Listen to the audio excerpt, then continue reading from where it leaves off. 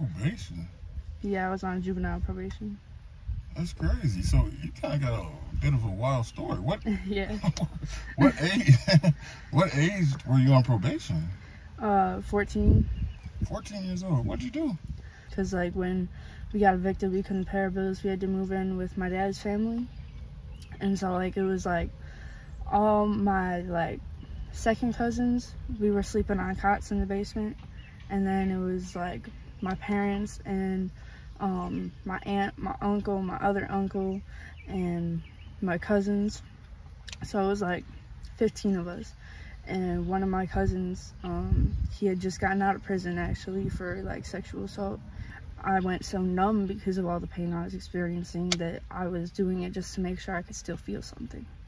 And he was the only one who understood that. So, like, even though he hurt me so much, when I was hurt, all I wanted to do was run into his arms. And my dad basically forced me to tell them what happened, because, like, I don't like talking to cops, like, even if I'm the victim. But my dad forced me to. And then now he's in prison for that. So he's in prison for that? Yeah. And how old were you? I was 14, 15. What? How was he? 32. What's happening, YouTube? Thank you for kicking it with Midwest Street Talk. Make sure y'all go ahead, subscribe, and hit the like button. And for those who choose to help me help others, there's a GoFundMe link in the description. Hey man, thank you for kicking it with Midwest Street Talk. Who do I have here today? Desi. Desi, okay. Hey man, how did I meet Desi? Through Lexi. Dude, that's Mama Lex back there, y'all. Y'all see Mama Lex. All right, so Desi, man, how old are you? I'm 18. 18 years old? Yep. Okay. And where you from? I'm from like the Fox Valley. I've been jumping all over kind of my whole life. Okay, Fox Valley. That's dope, man. Did you go to high school there? I went to Nina High School for about 6 months. And I was expelled and I went back to school. Did you get a GED or anything like that? No, I'm still working on that. Okay. You seem intelligent to me, though. Most people don't need schooling. That's cool. Okay, so coming up in the Fox Valley, did you have both mom and dad in the household? For a while, but my mom died when I was 13. My condolences. But, I mean, even though my parents were both in the household, they were, like, not emotionally there. Like, physically there, but not any other kind of way. Can you kind of explain a little bit? Like, well, my dad, he was in and out of jail a lot. And my mom, she was always home, but she was always high on heroin. So, like, she couldn't take care of me or nothing. I raised myself and my brother's kids. Okay. So, how many siblings did you have? I got 4 half-brothers, but none of them, like, I didn't really grow up with them. Like, 2 of them were in the house for a while, but the youngest one is a decade and a half older than me, so I didn't have, like, other people my age around. Okay. So you're kind of like an only child? Yeah, kind of. And, rest in peace to your mom. When she passed, your dad kind of took the baton, or? Well, I mean, I kind of, like, did a lot around the house and around, like, for the family, like, my whole life, but after my mom died, I kind of had to step up and be the parent, like, of my father almost, because she was all he had, and he, like, his whole world, like, fell beneath him, you know what I mean? Like, and he didn't know how to take care of himself anymore or anything, so I stepped up, and, like, I got a job, I paid the bills, I took care of him, I was on probation, so I had to, like, be clean and everything, and so I showed him, like, if I can do it, you can do it, and then he kind of stepped back up after that. Probation? Yeah, I was on juvenile probation. That's crazy. So you kind of got a bit of a wild story. What? Yeah. What age? What age were you on probation? 14. 14 years old. What'd you do? Well, when I got expelled, like halfway through my freshman year, it was because I had like 2 bottles of alcohol and 2 bags of weed, and in my wallet they found a little bag of meth. And so they accused me of like selling meth on school property, and so I was put in like shelter care, and then in order to get out I had to agree to like probation, AODA, counseling, all that.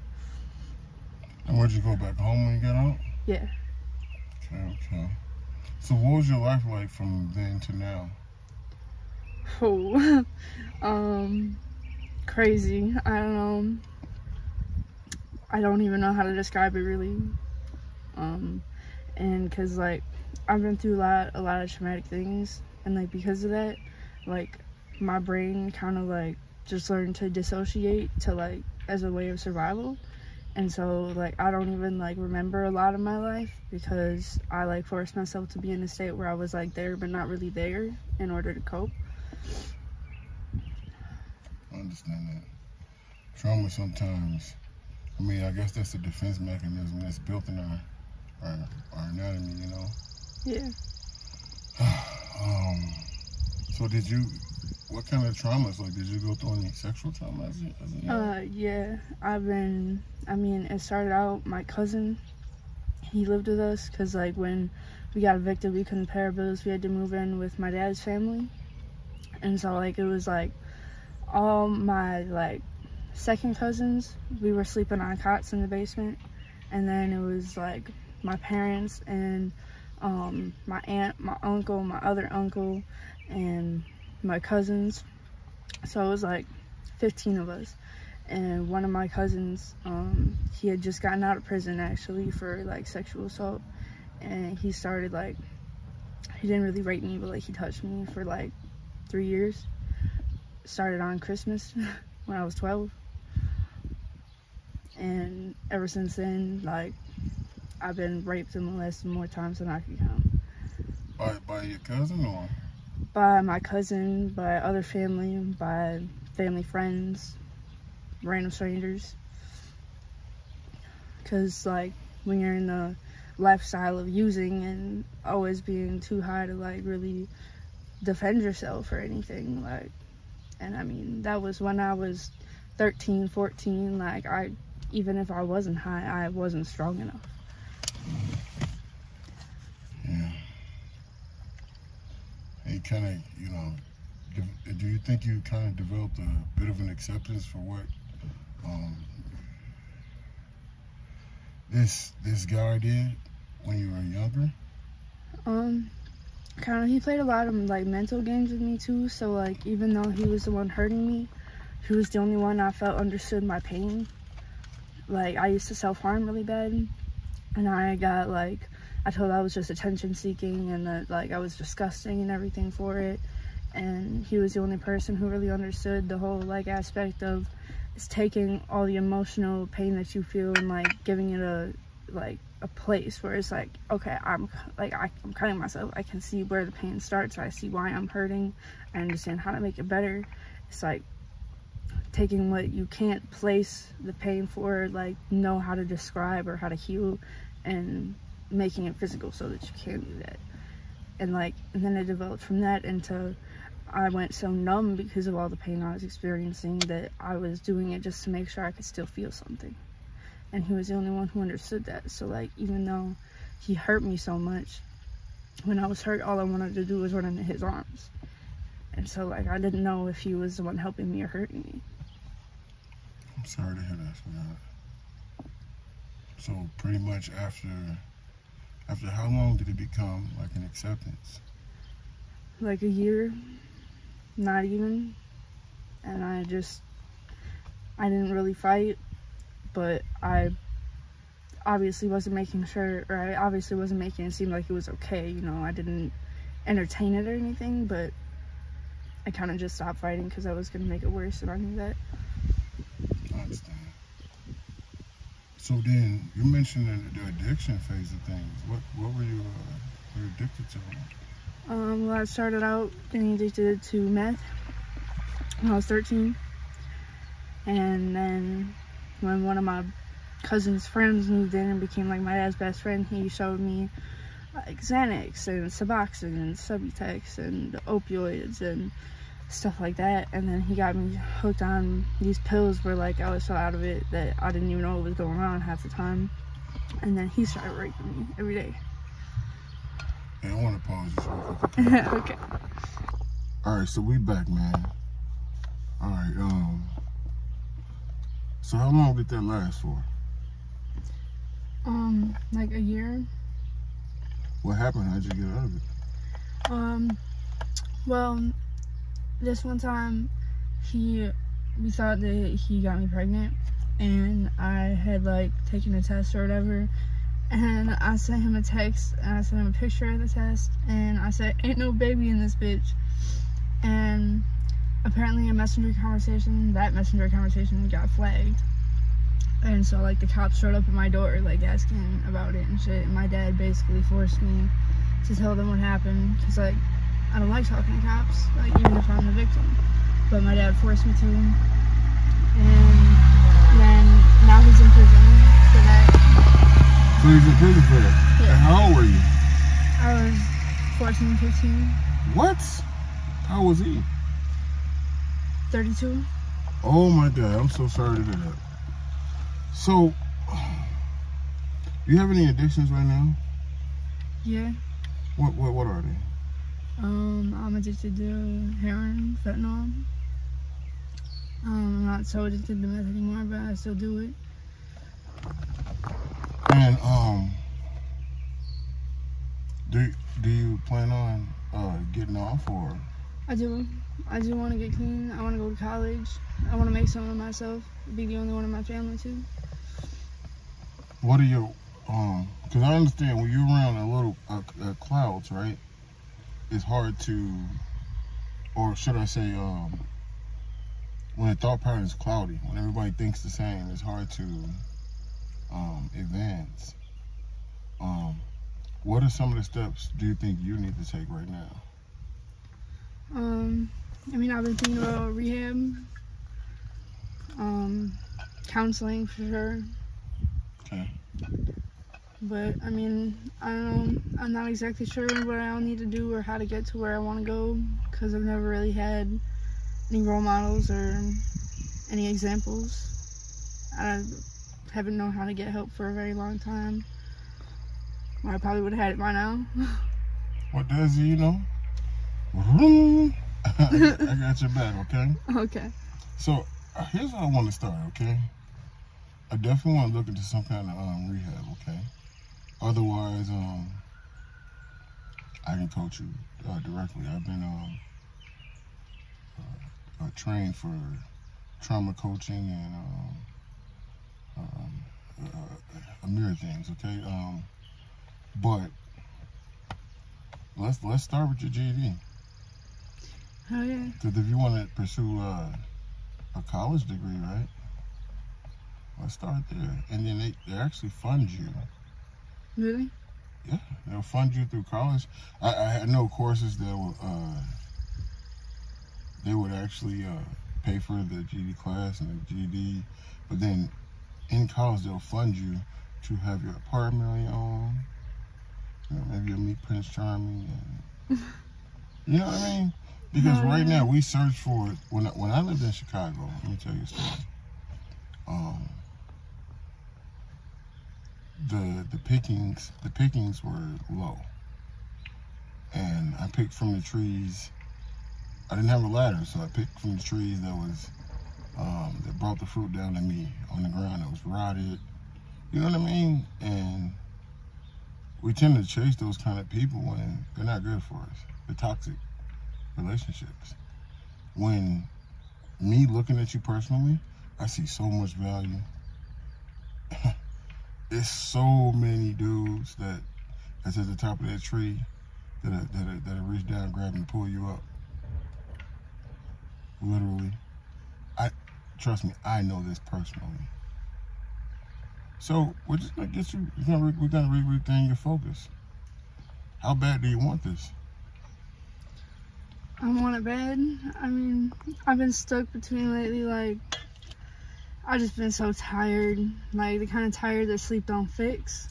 Like, I'm exhausted in my soul to the point where it's like, you know how they say some people rather die than see the light, and that's almost where I've been at. And I'm trying to pull myself out of it, because, like, I know if I didn't feel this tired, I would want this with everything in me. And so it's like, I'm trying to force myself to be in that mindset, even though I'm not, so I can get to the place where it'll feel good, where I know that I want it, and remember that I want it and how bad I do, because I know I do. It's in me somewhere. I just went numb from everything, and like because of that I ended up going tired, because it's like I'm tired of trying to force myself to have emotions when I don't even remember how anymore, and I need to get out of that. But that's what I'm trying to do. You make so much sense with expressing yourself. Really? I feel like I sound like I don't make any sense. No, I completely get it. That what you're saying is kind of metaphorical too. Like, it's like you're tired, but it's not even like a physical tiredness. It's like a mental tiredness. The exhaustion of what you've been through has drained you to the point of not even wanting to anticipate the light, right? Yeah. I completely get what you're saying, but here it shines through me. Does it give you a little hope? It does. Now, you have to play your role as well, right? Because a lot of people I interview and I connect with, I make family members I give calls to, I message. I don't get any messages back. I'm not saying I'm going to be some kind of strict authority figure. No, I just want to encourage you. I want to be able to talk to you when you feel down. I want to help with, I'll come get you and help with finding the college you want to go to, or the GED course. I'll help you get to those GED courses, even if it's just online, right? That would mean a lot. I mean, I've never really had anyone in my life like that really gave a fuck. I got your back, man. Now all I need you to do is play your role. I think I can do that. You think so? I think so. I think you want it. I do. It seems like you want it. I do. So, where do you see yourself? Now that you see the light, why are you looking into the light versus the cloudy days and the clouds that's been years? Where do you see yourself in the next, let's say, just 2 years? I see myself in college with some kind of job or something to support myself. Excuse me? With some kind of stability, maybe have my own place, with healthier people in my life. Honestly, that's all I'm trying to work towards right now. What would your, until you start your dream job, where you go to school and all that, where would your ideal job be right now? I've had one job like as a nanny, and I really, really love it, and I want to have some job working with kids. Like, my dream job is to be like a nurse in the NICU. I don't know, I just, like, I've gave up my childhood to raise other kids. Like, children have been my whole life's purpose, really. My mama Lexi brought her a whole plate. Thank you, Cornbread, Lex. chicken, mac and cheese, nuggets, and mashed potatoes. Mama Lex. Hell yeah. And who I got right there? Who's that?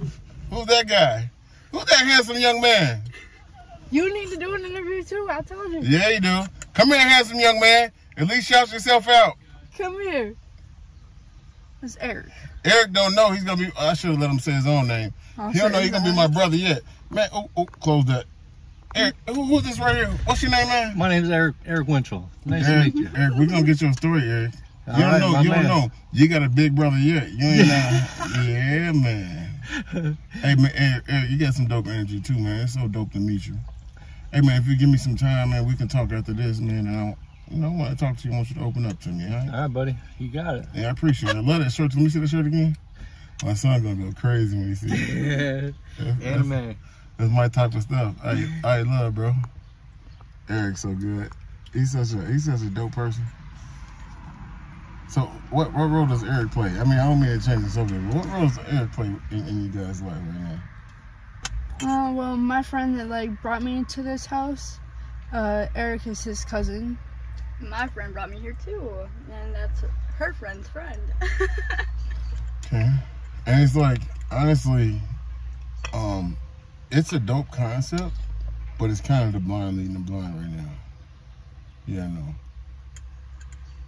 Would you agree or no? Yeah. What did you say? It's like I like the concept of the support. It's a dope concept, but it's kind of the blind leading the blind right now. Oh yeah, for sure. Yeah, 100%. that's okay. So what we do is, you know, we strengthen one, strengthen two, and it spread like a virus. I am definitely interested in your goals, because I can see the enthusiasm in your face. I can see the yearning for support and guidance. So I got your back, okay? Before I let you go, because I know you got so much more to the story. And we have been talking for a minute. I want to keep holding you, but what would you tell the younger you right now? What would you say to the younger you? That it does get better eventually. That you are strong enough to get through it. And I don't know, that's about it. Because, I mean, I always just felt like I wasn't strong enough and like there was no point because it would never get better, but it does. Just gotta work for it. Nothing worth doing is ever easy. So. And that's a beautiful message. It was what we used to call back in sales days, she kissed it. She kept it sweet and simple. So one last thing I want to hold you to. You did agree to be in productions, right? When it's time for me to start filming, yes, doing plays at churches and helping other people? Yes. You agreed to that, right? Yes, I agree. And Lexi, you agree too, right? All right, so I got some productions coming up pretty soon, and I want these women to be a part of it, man. Y'all support them, man. So if anybody wanted to reach out to you, do you have a social media, anything like that? Just in case. I have a Facebook. What is your Facebook name? Oh, it's Desiree Beckerson. Okay. You don't have a Cash App yet because we discussed that, right?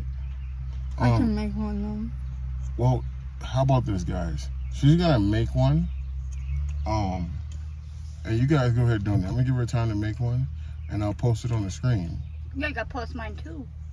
But then you just said you didn't have it anymore. Well, when I make a new one too. Yeah, I'll definitely post yours on your video. This Mama Lexi. That's Mama Lexi. So if she's not able to make it today, you guys know I try to get my videos out pretty quick. Leave a message in the GoFundMe. My GoFundMe is at the beginning of the video. It's in the description. Leave a message. Let me know that you guys donated to her particularly. I do see, honestly, she's worth it. I'm not gonna lie to you. Like, I can see the strength and where she's going, where she's attempting to go. And I want to help her out. All right, and as well as Lexi too. So thank you for kicking with Midwest Street Talk. And if people want to subscribe, who should they subscribe to? You? Midwest Street Talk? What? Midwest Street Talk? Midwest Street Talk. Say it again. Midwest Street Talk. And y'all dance because the music on now. Right, let me see a little moves. I don't got no moves. Yeah, just move your shoulders a little bit. You know, they turn the music on now. I turn the music on right about here. All right, thank you for the interview. This was dope, all right? Have a good one.